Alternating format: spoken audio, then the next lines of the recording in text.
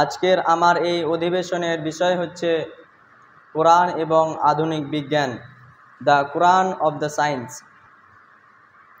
প্রথমে আমি বলি যে আমরা সৃষ্ট হয়েছি সৃষ্টিকর্তার কাছ থেকে।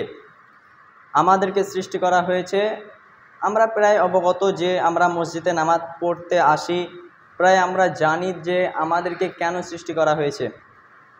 আমরা যে পৃথিবীতে যে সৃষ্ট হয়েছে সৃষ্টিকর্তার কাছ থেকে, আমরা কেন সৃষ্টি হলাম, আমাদেরকে কেন আল্লাহ সুবহানাহু ওয়া তাআলা সৃষ্টি করলেন, এর পিছনে মূল কারণ হচ্ছে ইবাদত করা। প্রায় আমরা সবাই অবগত। কেননা আল্লাহ রাব্বুল আলামিন মানুষকে বোঝানোর জন্য যুগে যুগে কালে কালে রসুল নবীগণ প্রেরণ করেছেন, শুধু মানুষকে বোঝানোর জন্য। সুতরাং আমরা সৃষ্ট হয়েছি সৃষ্টিকর্তার কাছ থেকে, তো আমরা প্রায় অবগত যে একটাই কারণ, সেটা হচ্ছে ইবাদত করা। যেহেতু কোরআনে যে প্রথম বাণী আল্লাহ রাব্বুল আলামিন যে আয়াতটা প্রথম নাজিল করেন, তার উদ্দেশ্য হচ্ছে ইকরা, তার উদ্দেশ্য হচ্ছে পড়া। এই পড়ার পাশাপাশি তিনি বলছেন যে তোমরা জ্ঞান অর্জন করো। সুতরাং আমাদেরকে পড়তে হবে কার নামে? প্রভুর নামে, যিনি আমাদেরকে সৃষ্টি করেছেন। সুতরাং আমরা সৃষ্ট হয়েছি আল্লাহ সুবহানাহু ওয়া তাআলার কাছ থেকে। তিনি আমাদের সৃষ্টিকর্তা, তিনি আমার পালনকর্তা।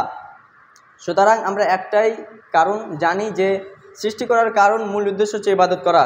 কেননা আল্লাহ পাক রব্বুল আলামিন তিনি বলছেন যে ওমা খলাকতুল জিন্না ওয়াল ইনসা ইল্লা লিয়াবুদুন। আল্লাহ রব্বুল আলামিন তিনি বাণী দিচ্ছেন রাসূল সাল্লাল্লাহু আলাইহি ওয়াসাল্লামকে যে আমি জিন জাতি এবং মানব জাতি, অর্থাৎ দানব এবং মানব, প্রথম জিনকে সৃষ্টি করা হয়। তার জন্য আল্লাহ রব্বুল আলামিন প্রথম বললেন আমি দানব এবং মানবকে সৃষ্টি করেছি ইবাদত করার জন্য। সুতরাং আমরা পৃথিবীতে আসি, ইবাদত করি এবং পৃথিবী থেকে আমরা বিদায় নিয়ে চলে যাব, অর্থাৎ চলে যাচ্ছি, আর কিয়ামত পর্যন্ত আমরা চলে যাব যতজন বেঁচে আছি। সুতরাং আজ আমরা এখন যে যুগ, আমাদের এই যুগটা আধুনিক হয়ে গেছে, ডিজিটাল হয়ে গেছে, যে প্রত্যেকটি কাজ আমরা বিজ্ঞানের উপর নির্ভর করি। আমাদের যে পারিশ্রমিক যে পরিশ্রম করি, সেই পরিশ্রমটাকে আমরা সেই পরিশ্রমটাকে আমরা খেয়ে ফেলছি, নষ্ট করে দিয়ে বিজ্ঞানের ওপর আমরা আজকে নির্ভর করি। অবশ্যই আজকে আপনাদের চোখের সামনে আপনারা দেখতে পাচ্ছেন যে কত কত কাজ যেগুলো মানুষ হাতে কর্ম করেছে। অনেক কাজ মানুষ হাতের ওপর নির্ভর করে জীবন চলে গেছে, অনেক জীবন চলে গেছে, হাজার হাজার বছর কাটিয়ে দিয়েছে হাতের কাজ করে, হাতের পরিশ্রম করে। সেই কাজ এখন বিভিন্ন যন্ত্র যান্ত্রিক দিয়ে সেটা এখন সহজ হয়ে গেছে। সুতরাং এটা বিজ্ঞানের প্রভাব। তো প্রথমে বললাম যে সৃষ্টির কারণ ইবাদত করা। আল্লাহ রাব্বুল আলামিন বললেন যে ওমা খলাকতুল জিন্না ওয়াল ইনসা ইল্লা লিয়াবুদুন, আমি দানব এবং মানব, জিন জাতি এবং মানুষ জাতি সৃষ্টি করেছি একমাত্র ইবাদত করার জন্য। আর প্রথম বাণী দিয়েছেন ইকরা, অর্থাৎ বলেছেন পড়ো। এই পড়ার পাশাপাশি আমাদেরকে যে জ্ঞান অর্জন করতে হবে। কেমন জ্ঞান অর্জন করব? যে জ্ঞানটা আমাকে আখিরাত পার করবে, যে জ্ঞানটা অর্জন করলে আমার কিয়ামত সহজ হয়ে যাবে, যে জ্ঞানটা অর্জন করলে, এই জ্ঞানের আমল করলে আমার কবরের আযাব সহজ হয়ে যাবে, অর্থাৎ কবরের আযাব আমার হবে না, সেই জ্ঞানটা অর্জন করে যদি আমি তার উপর আমল করতে পারি। সুতরাং আজকে দেখব বিজ্ঞান এবং কোরআন, অর্থাৎ কোরআন এবং বিজ্ঞান, the Quran of the science, পরস্পর সামঞ্জস্যপূর্ণ কি না। অর্থাৎ আমি বললাম যে আজকে মানুষ সমস্ত কিছু হারিয়ে দিচ্ছে বিজ্ঞানের আশায়। বিজ্ঞানের প্রভাবে মানুষের যত পরিশ্রম, মানুষের কাজে কর্মে বিভিন্ন জায়গাতে যে মানুষ পরিশ্রম করত, সেই পরিশ্রমটাকে মানুষ হারিয়ে ফেলছে বিজ্ঞানের প্রভাবে। সুতরাং আজকে এমন ধর্ম, যে আমাদের ধর্ম হচ্ছে ইসলাম, সুতরাং আমরা মুসলিম, আর আমাদের ধর্মকে এত ভাগে যে বিভক্ত আছে, সেই বিভক্তিকে দূর করার জন্য বিজ্ঞান হচ্ছে আমাদের একটা সহজ উপায়। আমরা যে অত যে ভাগে বিভক্ত আছি, 73 ভাগে, এই 73 ভাগে বিভক্ত করার জন্য একমাত্র যে ভিত্তি আছে সেটাকে প্রমাণ করার জন্য বিজ্ঞান হচ্ছে সহজ পথ। আজকে পৃথিবীতে বিভিন্ন ধর্ম রয়েছে। প্রথমে আছে খ্রিস্টান, তারপরে আছে ইসলাম, সুতরাং 3 নম্বরে আছে হিন্দু। সুতরাং আমরা যে ইসলাম ধর্মের অনুসারী, আমরা আমাদের ইসলামকে প্রমাণ করার জন্য বিজ্ঞান হচ্ছে একটা সহজ উপায়। কেননা আল্লাহ রব্বুল আলামিন সৃষ্টি করেছেন আসমান, আল্লাহ রব্বুল আলামিন সৃষ্টি করেছেন মানব দানব, পৃথিবীতে যত কিছু সামগ্রী জিনিস আছে সমস্ত কিছু সৃষ্টি করেছেন আল্লাহ রব্বুল আলামিন। এর একমাত্র জানার ও চিন্তাবিদ করার উপায় হচ্ছে বিজ্ঞান, যা আমাদের মাঝে এখন অ্যাভেলেবেল। সুতরাং আমরা দেখব যে কোরআন আমাদেরকে যে আল্লাহ রব্বুল আলামিন কোরআন দান করেছেন, অর্থাৎ এই কোরআন হচ্ছে পুরো মানব জাতির জন্য, বিশ্ব মানব জাতির জন্য। আমরা অর্থাৎ জানি যে আমরা যে শেষ রসুল হজরত মুহাম্মদ সাল্লাল্লাহু আলাইহি ওয়াসাল্লাম, তিনি হচ্ছেন আল্লাহর প্রেরিত শেষ রসুল। সুতরাং তিনার আগে অনেক রসুল ও অনেক নবীগণ এসেছেন, তিনাদেরকেও অনেক কিতাব দান করা হয়েছে, তবু কোরআন মাজিদের মধ্যে 4টি নাম এসেছে, তার মধ্যে একটা হচ্ছে কোরআন। সুতরাং আমাদের যে রসুল আছেন শেষ রসুল, আমরা শেষ নবীর উম্মত, এই শেষ রসুল আসার আগে যতগুলো নবী ও রসুল এসেছেন তাদেরকেও কিতাব দেওয়া হয়েছিল। সুতরাং তাদের কিতাবের ভ্যালু, অর্থাৎ তাদের কিতাবের যে নির্ধারিত সময় ছিল সেই কালের মানুষের জন্য, আর এখন যে হজরত মুহাম্মদ সাল্লাল্লাহু আলাইহি সাল্লামের উপর যে কিতাব নাজিল হয়েছে সেটা সমগ্র মানব জাতির জন্য। অর্থাৎ কিয়ামত পর্যন্ত যতগুলো মানুষ পৃথিবীর মধ্যে আসবে যাবে সমস্ত মানব জাতির জন্য একটাই কিতাব, সেটা হচ্ছে আল কোরআন। সুতরাং আল্লাহর রসুলের আসার আগে যতগুলো কিতাব নাজিল হয়েছিল সেই কিতাবের ভ্যালু, সেই কিতাবের সময় নির্ধারিত ছিল, সেই কিতাবের মেয়াদ ছিল সেই সমস্ত মানুষের জন্য যারা সে সময় উপস্থিত ছিল। অর্থাৎ কিয়ামত পর্যন্ত আমাদের ভ্যালু আছে এই আল কোরআনের। সুতরাং আল্লাহ রাব্বুল আলামিন বলছেন কোরআন মাজিদের মধ্যে যে তোমাদেরকে কিতাব নাজিল করেছি সেটা পুরো বিশ্ব মানব জাতির জন্য। সুতরাং আমাদের কিতাবটা শুধু মুসলমানদের নয়, আমাদের কিতাবটা পুরো মানব জাতির জন্য, এই কথা স্বয়ং আল্লাহ বলেছেন। সুতরাং আমরা দেখব যে আসমান জমিন কিভাবে সৃষ্টি হয়। সুতরাং আমি যদি কোনো একটা মানুষকে, কোনো একটা নর্মাল মানুষ বা কোনো একটা প্রফেসর, অর্থাৎ কোনো যদি আমি একটা জ্ঞানী মানুষকে জিজ্ঞাসা করি বা একটা জ্ঞানী মানুষকে যদি আমি দিনের দাওয়াত দিই যে আল্লাহ রাব্বুল আলামিন আসমান তৈরি করেছেন 7 দিনে বা 6 দিনে, যদি আমি তাকে প্রমাণ দিই কোরআন থেকে বা হাদিস থেকে, সে অতটা ছলনাময় করবে না। কিন্তু আমি যদি তাকে বিজ্ঞানের যুক্তি দ্বারা প্রমাণ করে দিই যে আল্লাহ রাব্বুল আলামিন এইভাবে এই দ্বারা এই যুক্তি দিয়ে আসমান ও জমিন সৃষ্টি করেছেন, সে মানতে বাধ্য, যদিও সে না মানে কিছু করার নেই, কিন্তু তাকে যুক্তি দিয়ে বোঝাতে আমার সাধ্য নেই।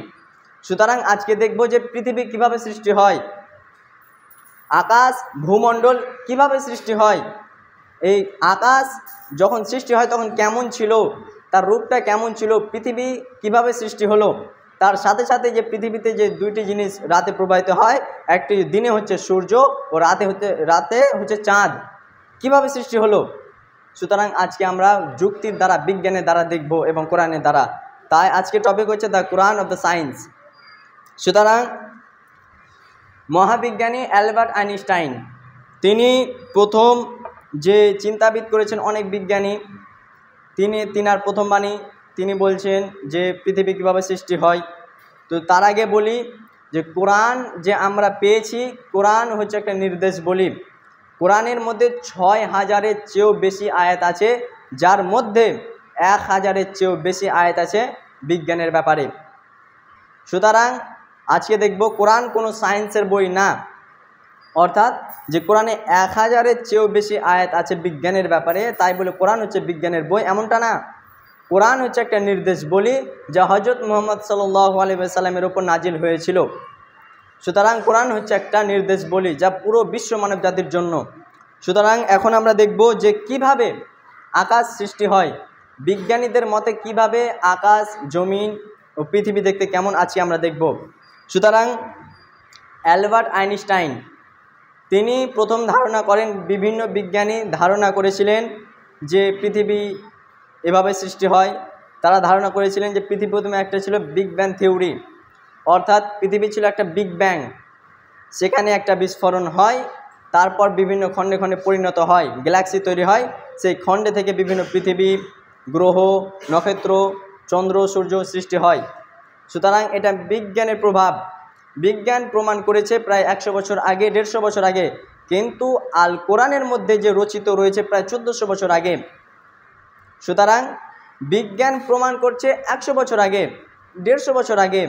কিন্তু আমাদের আল কোরআন, যেটা হজরত মুহাম্মদ সাল্লাল্লাহু আলাইহি ওয়াসাল্লামের উপর নাজিল হয়েছিল, সেই গ্রন্থ বলছে এটা 1400 বছর আগে। সুতরাং বিজ্ঞান প্রমাণ করছে প্রায় আজ অর্থাৎ কাল 100 বছর আগে, কিন্তু কোরআন প্রমাণ করছে 1400 বছর আগে।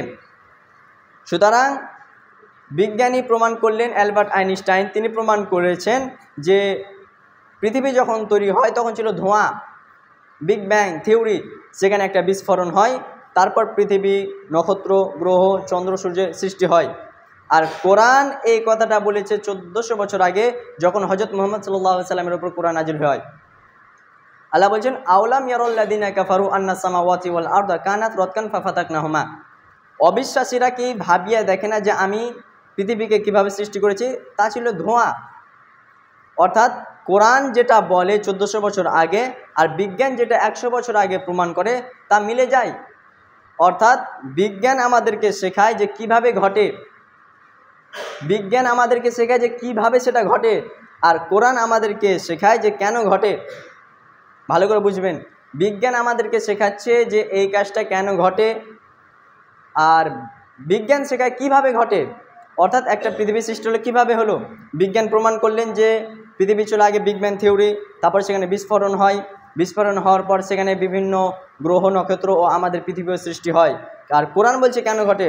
আল্লাহ রাব্বুল আলামিন বললেন যে অবিশ্বাসীরা ভাবিয়ে দেখে না, যারা আল্লাহকে ভরসা করে না, যারা খ্রিস্টান, ইহুদি, যারা আল্লাহকে মেনে চলে না, বিভিন্ন জিনিসকে মেনে চলে, তারা কি ভাবিয়া দেখে না যে আল্লাহ রাব্বুল আলামিন পৃথিবীকে কিভাবে সৃষ্টি করলেন? তা ছিল ধোঁয়া, আর আল্লাহ রাব্বুল আলামিন সেখানে বলেন হও, আর হয়ে গেল। সুতরাং আল্লাহ রাব্বুল আলামিন সৃষ্টি করেছেন পৃথিবী, সেখানে ছিল আগে ধোঁয়া, যা বিজ্ঞান 100 বছর আগে প্রমাণ করে। ঠিক পরে পরে বিভিন্ন মতভেদে আছে, যে ছোটোবেলায় অনেকে পড়েছে, হয়তো আমরা পড়িনি, আমরা জন্মগত থেকে পড়ে আসছি যে পৃথিবী দেখতে কেমন। কিন্তু যারা আগে পড়েছিলেন তারা পড়েছিলেন যে পৃথিবী দেখতে অনেকেই বলে পৃথিবী কমলা লেবুর মতো, অনেকে বলে হালকা ডিমের মতো, কিন্তু এটা বিজ্ঞান বলছে যে না ডিমের মতো, কেউ বলছে কমলা লেবুর মতো, কেউ বলছে দক্ষিণ মেরু চাপা, উত্তর মেরু একটু উঁচু। কিন্তু এই কথাটা কোরআন বলছে যে পৃথিবীকে আমি তৈরি করেছি দাহাহা, অর্থাৎ পৃথিবীকে আল্লাহ রাব্বুল আলামিন বলছেন যে আমি পৃথিবীকে তৈরি করেছি উটের ডিম্বকৃতি। অর্থাৎ বিভিন্ন বিজ্ঞানীরা প্রথমে বিভিন্ন ধারণা করেন, কেউ কেউ বলেছেন কমলা লেবুর মতো, কেউ কেউ বলেছেন যে উত্তর চাপা, দক্ষিণে একটু নিচু বা তলা একটু ঢুকানো, ঠিক তেমনই। আর 100 বছর আগে বিজ্ঞান সম্পূর্ণভাবে প্রমাণ করেছেন যে হ্যাঁ অবশ্যই যে কথাটা কোরআনে বলা হয়েছে যে পৃথিবীকে আল্লাহ রাব্বুল আলামিন সৃষ্টি করেছেন দাহাহা শব্দের, অর্থাৎ উটের ডিম।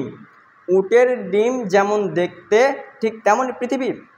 এই কথাটা বিজ্ঞান প্রমাণ করেছে প্রায় 100 বছর আগে, কিন্তু কোরআন প্রমাণ করেছে প্রায় 1400 বছর আগে। প্রমাণ করেননি, এটা লেখা ছিল 1400 বছর আগে, যা নাজিল হয় হজরত মুহাম্মদ সাল্লাল্লাহু আলাইহি ওয়াসাল্লামের উপরে। সুতরাং বিজ্ঞান এবং কোরআন পরস্পর সামঞ্জস্যপূর্ণ কি না আমরা অবশ্যই এখন বুঝতে পারছি। সুতরাং এরপরে আসি যে দিনের বেলায় যে আমাদেরকে আলো দেয়, অবশ্যই দিনের বেলায় আমাদেরকে আলো দেয় সূর্য। সকল জিনিসের উৎস হচ্ছে আলো, সকল জিনিসের উৎস হচ্ছে আলো, কেননা আলো ছাড়া আমরা কোনো কাজ করতে পারি না। বিভিন্ন ভিটামিন, বিভিন্ন জিনিস, বিভিন্ন ক্যালসিয়াম তৈরি হয় সূর্যের আলো থেকে। যেমন ভিটামিন ডি তৈরি হয় ওই আপনার ভারতের অবস্থাতে ভিটামিন ডি পাওয়া যায় সূর্যের আলোতে প্রায় 8টা থেকে 10টা পর্যন্ত সকাল, আর বৈকালে পাওয়া যায় আপনার 3:30 থেকে 4টার মধ্যে। এই ধরনের সময়গুলিতে ভিটামিন ডি পাওয়া যায়। অর্থাৎ সকল জিনিসের উৎস হচ্ছে আলো, সকল জিনিসের উৎস হচ্ছে আলো। এই আলো ছাড়া মানুষ কোনো কাজ করতে পারে না। ঠিক তেমনই আল্লাহ রাব্বুল আলামিন তৈরি করেছেন একটা সূর্য, এবং রাতকে আচ্ছাদিত করার জন্য তৈরি করেছেন চাঁদ। অনেকে বলে যে চাঁদের নিজস্ব কোনো আলো আছে, অনেকে আগে এটা বলেছেন যে চাঁদেরও নিজস্ব আলো আছে, কিন্তু আল্লাহ রাব্বুল আলামিন বলছেন না। আল্লাহ রাব্বুল আলামিন আয়াত নাজিল করেছেন চাঁদকে দিয়ে, সূর্যকে দিয়ে, তিনি সেখানে বলছেন দিয়া, আর চাঁদকে বলেছেন নূর। অর্থাৎ দিয়া অর্থাৎ যার নিজস্ব আলো আছে, নূর হচ্ছে প্রতিফলিত আলো, যার কোনো আলো নেই। সুতরাং আগেকার মানুষ, যারা 1 যুগ 2 যুগের আগেকার মানুষরা পড়েছিলেন, যে অনেক মানুষও বিশ্বাসও করেছিলেন যে না চাঁদের ও নিজস্ব আলো আছে। ঠিক যেমন সূর্যের নিজস্ব কোনো আলো আছে, ঠিক তেমনই চাঁদেরও নিজস্ব কোনো আলো আছে, কিন্তু না, কোরআন 1450 বছর আগে প্রমাণ করেছিলেন যে চাঁদের নিজস্ব কোনো আলো নেই, চাঁদ হচ্ছে প্রতিফলিত আলো, ধার করা আলো। এটা বিজ্ঞানের আগে যে যুগগুলো ছিল সে ডিজিটাল যুগ, আধুনিক যুগ এখনকার জামানায়। আর আগের জামানায় এটা বলা হয়েছিল যে চাঁদেরও নিজস্ব কোনো আলো আছে। সুতরাং বিজ্ঞান 100 বছর আগে হার মেনেছে বা প্রমাণ করেছে যে না, কোরআন যে কথাটা বলে সেটাই হচ্ছে সঠিক, অর্থাৎ চাঁদের নিজস্ব কোনো আলো নেই, চাঁদ হচ্ছে প্রতিফলিত আলো, ধার করা আলো। সুতরাং বিজ্ঞান এটা প্রমাণ করেছে 100 বছর আগে। আর কোরআন, আমাদের আল কোরআন, এই আল কোরআনে কথাটা লেখা ছিল, নাজিল হয়েছিল 1400 বছর আগে, যা হজরত মুহাম্মদ সাল্লাল্লাহু আলাইহি ওয়াসাল্লামের ওপর নাজিল হয়েছিল। এবার আসি যে পৃথিবীতে অনেক পাহাড়, এখনকার আমরা দেখতে পাই, পাহাড়ে সফর করি, পাহাড়ে ঘুরতে যাই, সেখানে দেখতে পাই যে বিভিন্ন ধরনের উঁচু উঁচু পাহাড়, মাউন্ট এভারেস্ট দেখতে পাই 7000 কত কিলোমিটার ঠিক আমার জানা নেই। ঠিক তেমনই যে পাহাড় আমরা দেখতে পাই, বিভিন্ন বড় বড় পাহাড়, ঝাড়খণ্ডে অনেক পাহাড় আছে। আমরা দেখতে পাই পাহাড় আল্লাহ রাব্বুল আলামিন কীভাবে সৃষ্টি করলেন। এখন যেটা বিজ্ঞান যেটা বলে যদি পাহাড় পৃথিবীর মধ্যে, পৃথিবীর বুকে যদি পাহাড় না থাকতো তাহলে পৃথিবী কাঁপতো, টলমল টলমল করতো যদি পাহাড় পৃথিবীর বুকে না থাকতো। সুতরাং পাহাড়কে ধরা হয়েছে পেরেক কাঁটার মতো, যে পাহাড় আল্লাহ রাব্বুল আলামিন বলছেন যে আমি পাহাড়কে সৃষ্টি করেছি পৃথিবীর বুকে যাতে পৃথিবী স্ট্রেট থাকে, যাতে করে পৃথিবী নড়াচড়া না করে। সুতরাং যদি পৃথিবীর বুকে যদি পাহাড়, এত বড় বড় এত উঁচু উঁচু যদি পাহাড় না থাকতো তাহলে পৃথিবী টলমল করতো, কাঁপতো পৃথিবী। আল্লাহ রাব্বুল আলামিন বলছেন যে আমি পাহাড়কে, পর্বতগুলিকে সৃষ্টি করেছি পেরেকের মতো। ঠিক যেমন আমরা দেখতে পাই কোনো খাট তৈরি করার জন্য অনেক কাঁটা পেরেকের ব্যবহার করা হয়, ঠিক তেমনই আমাদেরকে যখন পৃথিবী সৃষ্টি করা হয় এর জন্য পেরেক ও কাঁটা অর্থাৎ পর্বত সৃষ্টি করেছেন, বড় বড় পর্বত, যার জন্য পৃথিবী না নড়ে বা টলমল না করে। এটা বিজ্ঞান প্রমাণ করছে প্রায় 100 বছর আগে। আর আল কোরআন, আমাদের কোরআন বলেছে 1450 বছর আগে। সুতরাং বিজ্ঞান এবং কোরআন অর্থাৎ পরস্পর সামঞ্জস্যপূর্ণ কিনা আমরা এখনই বুঝতে পারছি। এবার বিজ্ঞান আর কোরআন, যে অনেকে মতভেদে বলা হয় যে মতান্তর, এটা টাইম হয়তো পাবো না, অনেক ব্যাখ্যা আছে, কিন্তু এখন আমি বলি যে আমরা যে জিনিস ব্যবহার করি, অর্থাৎ যে আমরা ব্যবহার করি বিভিন্ন জিনিস যেটা হালাল ও হারাম আমরা বুঝতে পারি না। হয়তো আমরা জানি না যে নেশা কেন হারাম, হয়তো আমরা জানি না। হতে পারে কেউ বলে যে মদ খেলে হয়তো কিছু হয়, নেশা ধরে, কোনো ক্ষতি তো হয় কি হয় না সেটা আমরা কেউ অধিকাংশ জানি না। আমরা অনেকেই নেশা করি, গুটকা, বিমল, বিভিন্ন ধরনের যে যাবতীয় নেশাদার দ্রব্য আছে আমরা খাই, কিন্তু আমরা জানি না যে এর মধ্যে কত যা সাইড এফেক্ট আছে, কতটা যে ক্ষতি আছে আমরা জানি না। আমরা মনে করি খাই, ক্ষতি হয়, এটাই। কিন্তু না, এই যেগুলো ইসলাম বারণ করে, যেগুলো অর্থাৎ আমি আগে বলেছি যে জ্ঞান অর্জন করতে হবে, যে জ্ঞানটা অর্জন করলে যাতে আমরা আখিরাত আমাদের জন্য সহজ হয়। ঠিক তেমনই এই নেশাদার দ্রব্য যে আমরা পান করি, খাই, এগুলোর মধ্যে কি এমন আছে যে ইসলাম হারাম করলো? তো ইসলাম তো 1450 বছর আগে ছিল, যা হজরত মুহাম্মদ সাল্লাল্লাহু আলাইহি ওয়াসাল্লামের জামানায়, তখন তো এই ডিজিটাল নেশা, ডিজিটাল যে স্মোকগুলো আছে সেগুলো তো ছিল না। কিন্তু এখন সেগুলো হারাম কিভাবে হয়? রাসূল সাল্লাল্লাহু আলাইহি ওয়াসাল্লামের জামানায় মদটা ছিল, কিন্তু বিড়ি, সিগারেট যে এখন যে 5000 না কি উঠছে সেগুলো তো ছিল না। সেগুলো কিভাবে হারাম হতে পারে? আমি বলেছি যে জ্ঞান অর্জন করতে হবে যাতে করে আখিরাত সহজ হয়। হালাল ও হারাম অর্থাৎ কোনটা হালাল আর কোনটা হারাম আমি কিভাবে বুঝবো, এর জন্য আমাকে জ্ঞান অর্জন করতে হবে। সুতরাং আমি সহজ ভাষায় বলি যে ইসলাম সেটাকেই বারণ করে যেখানে ক্ষতি আছে, ইসলাম সেখানেই যেতে বারণ করে যেখানে আমার ঝুঁকিপূর্ণ আছে, অর্থাৎ সমস্ত নেশাতে সাইড এফেক্ট আছে যা ইসলামের পক্ষে সেটা বিরোধী। সুতরাং সমস্ত নেশা হারাম যদি সেই নেশাটা এক চুল পরিমাণ খেয়ে যদি নেশা হয়। ধরেন আমি 10 কেজি জর্দা খাই, সেই জর্দা 10 কেজি জর্দার মধ্যে যদি আমার একটু ক্ষতি হয়, আমি 10 কিলো জর্দা খাবো, তারপরে যদি এতগুলো জর্দা খাওয়ার পর যদি আমার চুল পরিমাণ যদি একটু নেশা লাগে, একটু সামান্য, ওই 10 কোনার মধ্যে 1 কোনাও খাওয়া হারাম, যা হজরত মুহাম্মদ সাল্লাল্লাহু আলাইহি ওয়াসাল্লাম সেই জামানায় বলে গেছেন।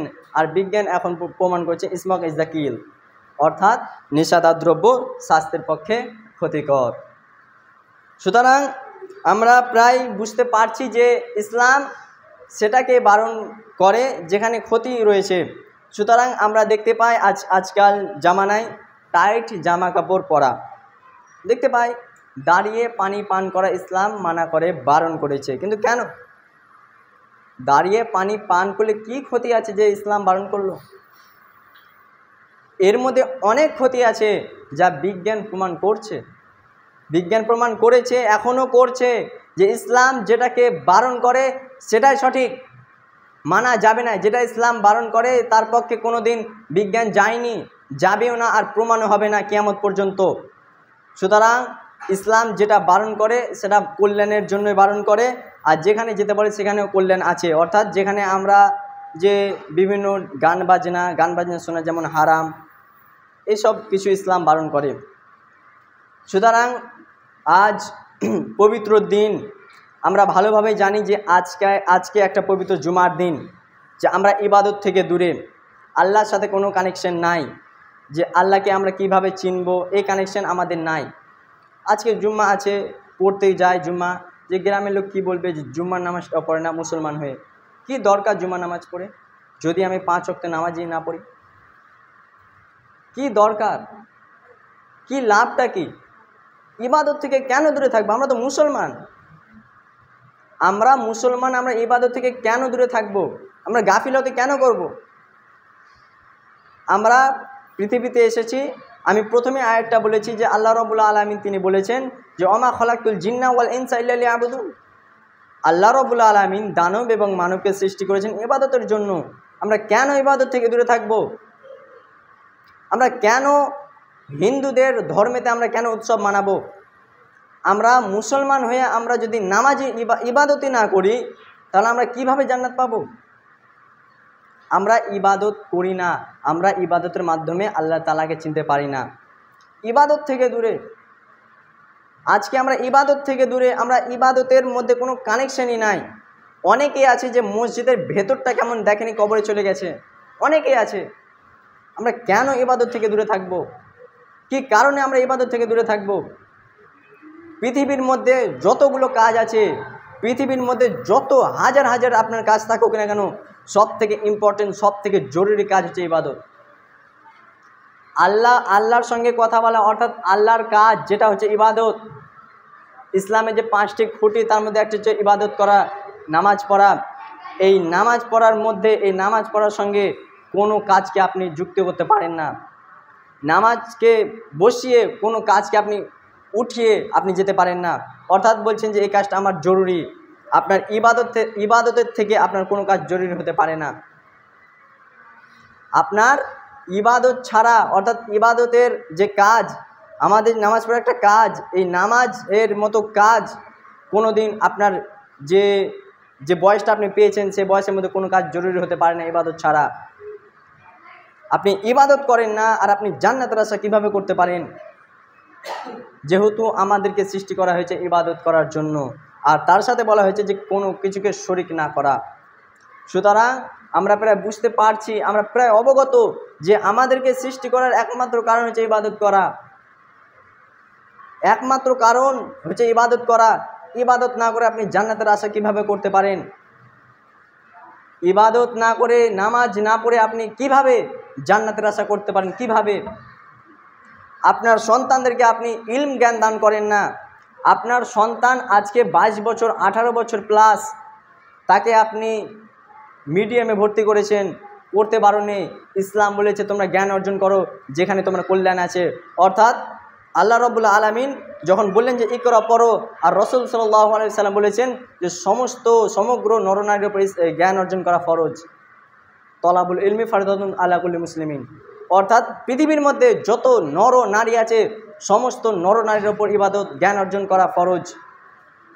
সুতরাং যে কোন জ্ঞানটা অর্জন করব, যদি আমার উদ্দেশ্য থাকে যে আমি শুধু দুনিয়ার জন্য জ্ঞান অর্জন করব, যদি আমার মধ্যে এই চিন্তাবিদ থাকে যে আমি শুধু দুনিয়ার লাভের জন্য, দুনিয়াতে টাকা অর্জনের জন্য আমি জ্ঞান অর্জন করব, শিক্ষা অর্জন করব, তাহলে সেটা হবে কাবিরা গুনাহ। অবশ্যই কারো যদি উদ্দেশ্য বা নিয়াত থাকে, যে সমস্ত আমল নিয়াতের উপর নির্ভরশীল, যদি কারো নিয়াত বা থাকে উদ্দেশ্য যে আমি দুনিয়ার জন্য, এই পৃথিবীর মধ্যে, এই পৃথিবীর বুকে বেঁচে থাকার জন্য জ্ঞান অর্জন করব, পৃথিবীর মধ্যে টাকা অর্জন করার জন্য জ্ঞান অর্জন করব, তাহলে সেটা হবে কাবিরা গুনাহ। সুতরাং আমাকে সেই জ্ঞানটা অর্জন করতে হবে যে জ্ঞানটা এই দুনিয়াতেও কাজ দেবে, আখিরাতেও কাজ দেবে। সুতরাং সেটা হচ্ছে আরবি, অর্থাৎ আরবি জ্ঞান, ইসলামিক জ্ঞান, যা হাদিস, কোরআন ও বিভিন্ন ধরনের বই। সুতরাং আমাদেরকে সেই জ্ঞানটা অর্জন করতে হবে যাতে করে আমার দুনিয়াও চলে, আমার আখিরাতও চলে। অর্থাৎ যে আমরা মিডিয়ামে ভর্তি করছি ছেলেপিলেদেরকে বা ভাই বোনদেরকে, যে ইংলিশ মিডিয়াম, তার সাথে সাথে আমাদেরকে কি করতে হবে, দুনিয়াবি জ্ঞান, ইসলামিক জ্ঞান অর্জন করাতে হবে, যাতে করে সে আমার জন্য দোয়া করতে পারে যখন আমি মারা যাব। আজকে কোনো এক প্রফেসর, কোনো এক ইঞ্জিনিয়ার, সে হতে পারে হাজার হাজার কিতাব পড়তে পারে। একটা ইঞ্জিনিয়ার সে হাজার হাজার কিতাব, হাজার হাজার বই, 1000 2000 বইকে সে পড়তে পারে, মুখস্থ করে নিতে পারে। একটাই আফসোসের কারণ, সে নিজের ধর্মের কোরআনটাকে পড়তে পারে না। আজকে আমাদের এই ইসলাম, আজকে আমরা মুসলমান দাবি করি, আজকে আমরা মুসলমান দাবি করি যে এক ইঞ্জিনিয়ার 1000 2000 কিতাব, 1000 2000 বই, বিভিন্ন ধরনের বইকে সে মুখস্থ করতে পারে, পড়ে নিতে পারে, কিন্তু একটাই আফসোস, সে নিজের ধর্মের কোরআনটাকে পড়তে পারে না। আজকে তারা মুসলমান দাবি করে।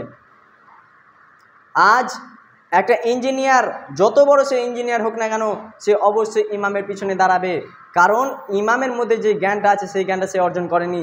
সে দুনিয়ার জন্য জ্ঞান অর্জন করেছে, যার মধ্যে এক চুল পরিমাণ আখিরাতের জ্ঞান নেই।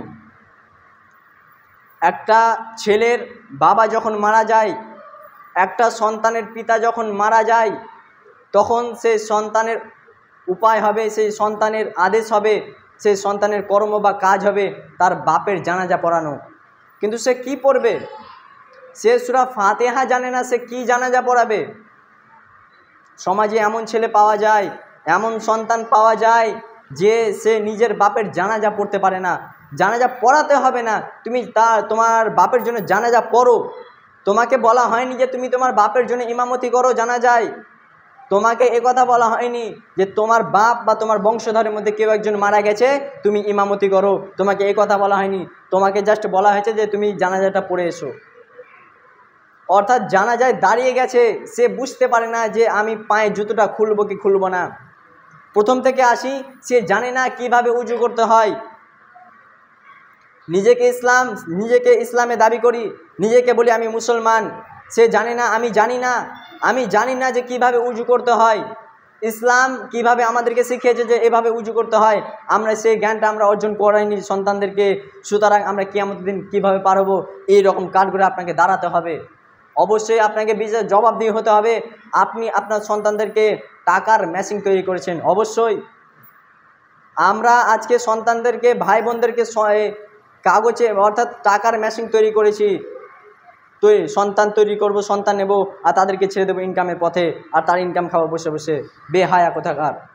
সুতরাং প্রথমে আসি যে কোনো সন্তানের যখন বংশধর মারা যায়, তখন সে নিজেও জানে না উজু কীভাবে করতে হয়। যদিও তাকে শেখানো হয় উজু কীভাবে করতে হয়, সে উজু করে। পরেই তাকে যখন বলা হয় যে চলো, সে যখন উজু করবে তখন তার প্যান্ট টাকনুর নিচে।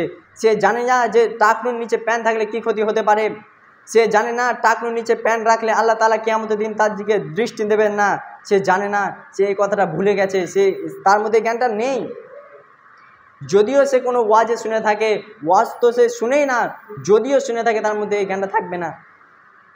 সুতরাং যখন কোনো মানুষ মারা যায়, তার বংশধরের যখন সে জানাজা পড়তে যায়, যখন সে জুতো পরে থাকে বা চটি পরে থাকে, তখন সে বুঝতে পারে না যে চটিটা আমি খুলবো কি খুলবো না। এদিক ওদিকে তাকায়। তারপর যখন সে জানাজায় দাঁড় হয়, তখন যখন সে হাত বাঁধে, তখন সে বুঝতে পারে না হাতটা উপরে রাখবো না নিচে রাখবো। আজ আমরা মুসলমান তাদেরকে দাবি করি। তারপর যখন আল্লাহু আকবার বলে যখন হাত বাঁধা হয় তখন সে সূরা ফাতিহা জানে না। তার আজকে বয়স 26 বছর, তার আজকে বয়স 25-30, তার বয়স আজকে, সে বলে নিজেকে আমি মুসলমান। সূরা ফাতিহা জানে না, সে তার বাপের জন্য কি দোয়া করবে। আর রাসূল সাল্লাল্লাহু আলাইহি ওয়াসাল্লাম বলেছেন যে 3টি আমল ব্যতীত সমস্ত আমল বন্ধ হয়ে যায় যখন কোনো মানুষ মারা যায়। সুতরাং তার মধ্যে একটি হচ্ছে নেক সন্তানের দোয়া। আল্লাহ তাআলা কোনোদিন বন্ধ করেন না কিয়ামত পর্যন্ত, যে কোনো যদি নেক সন্তান দোয়া করে তার জন্য সেটা কবুল হতেই থাকে। সুতরাং আপনি মারা গেছেন, আপনার 4টা সন্তান, একটা সন্তানকে আপনি বানালেন ইঞ্জিনিয়ার, দ্বিতীয়টাকে বানালেন প্রফেসর, তৃতীয়টাকে মাস্টার, আর চতুর্থটাকে বানালেন আপনি ডাক্তার। এই 4 জন সন্তান আপনি যখন মারা যাবেন তখন আপনার জন্য দোয়া করার তার ক্ষমতা থাকবে না। আপনার সন্তান যে আপনি তৈরি করেছেন পৃথিবীর বুকে, যে শুক্রাণু থেকে আপনি আপনার সন্তানকে তৈরি করেছেন, সেই সন্তান আপনার জন্য দোয়া করতে পারবে না তাকে, অথচ তাকে আপনি তাদের বয়স এখন 30-এর ওপরে।